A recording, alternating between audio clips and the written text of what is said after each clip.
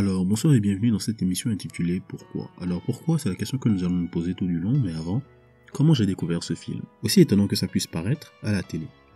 60 minutes inside, mon oreille a saisi au vol le nom interdit, Nicky Larson, avec Philippe Lachaud à la réal. Philippe Lachaud, Babysitting 2, moi. Puis je l'ai oublié. Mais, une amie me l'a très chaudement recommandé. Et, quelqu'un voit le programme de ciné qui le passait dans la semaine qui suivait. Cet alignement stellaire ne s'invente pas. Je me devais d'aller le voir, et surtout il n'y avait rien d'autre à suivre.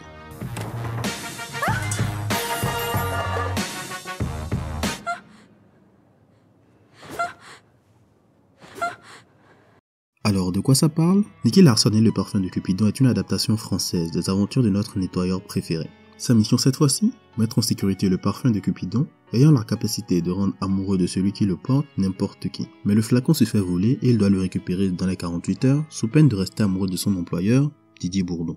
C'était le pitch de départ, une adaptation d'un chapitre du manga qui a été utilisé dans le film. On y retrouve les personnages typiques du dessin animé. Nicky Larson incarné par Philippe Lachaud, qui a mis du bon muscle sur son gabarit pour être crédible dans son rôle. Nettoyeur, tireur d'élite et obsédé du cul à ses heures perdues. Laura, son associée, petite sœur de son meilleur ami. C'est juste le personnage le plus ressemblant physiquement par rapport au dessin animé. Mammouth, un autre nettoyeur de premier ordre. Il arrive à rendre super massif à l'écran et ça c'est vraiment bien joué. Je ne vais pas m'étendre plus sur le sujet, car le public visé par le film n'en a pas besoin, moi compris. Aussi, j'ai entendu que comme d'habitude, le film a subi prématurément une extraordinaire campagne de lynchage sur les internets parce que une adaptation française de manga, ce sera de la merde. C'est pourquoi je ne suis pas les campagnes autour des films ou les trailers qui spoilent souvent les meilleures scènes, même si je les utilise en fond visuel pour mes vidéos.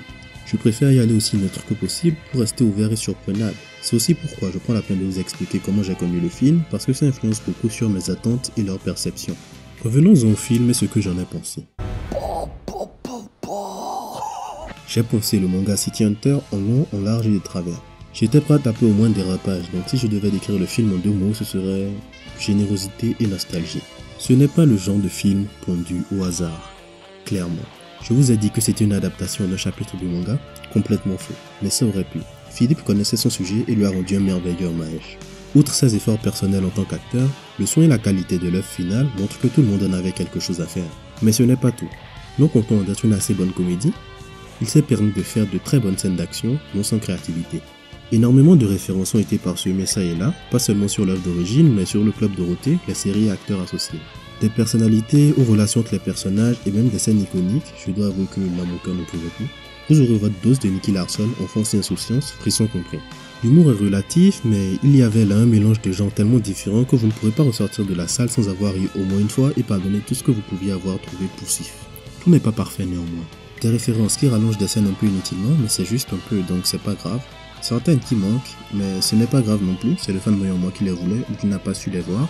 Le manque de charisme de Philippe Lachaud aussi parfois, mais il est tellement bluffant quand il le faut que c'est très vite oublié. Je me suis rendu compte au cours du montage que je n'avais pas mentionné un petit détail qui pourrait être jugé comme un défaut pour certains.